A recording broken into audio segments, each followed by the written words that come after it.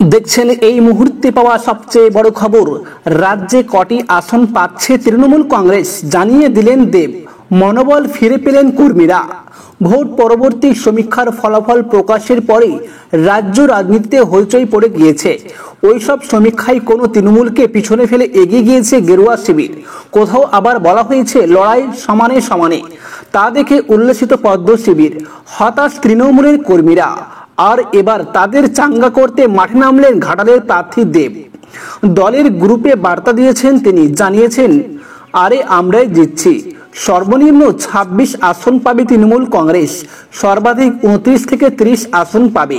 তৃণমূলের ঘাটাল লোকসভা নির্বাচন কমিটির হোয়াটসঅ্যাপ গ্রুপের চ্যাটে এমনই আশাবাদী মন্তব্য করেছেন তারকা প্রার্থী দেব। আর তারপরে চাঙ্গা হতে থাকেন তৃণমূল কর্মীরা। তাদের কথায় আসলে দাদাই একমাত্র সেলিব্রিটি যিনি গোটা রাজ্যে সমস্ত লোকসভা আসনে প্রচারে গিয়েছেন।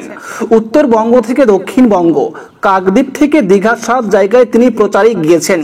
সেই অভিজ্ঞতার ভিত্তিতে দাদার দাবি, তিনি তো জিতছেনই, রাজ্যে তৃণমূলই সংখ্যা গরিষ্ঠ হতে চলেছে। রাজ্যে কয়টি আসন পাবে? অপরদিকে বিজেপি সূত্রের দাবি, দলের পর্যবেক্ষণ অনুযায়ী ঘাটাল লোকসভা কেন্দ্রের ফল তাদের পক্ষে না যাওয়ার সম্ভাবনা বেশি।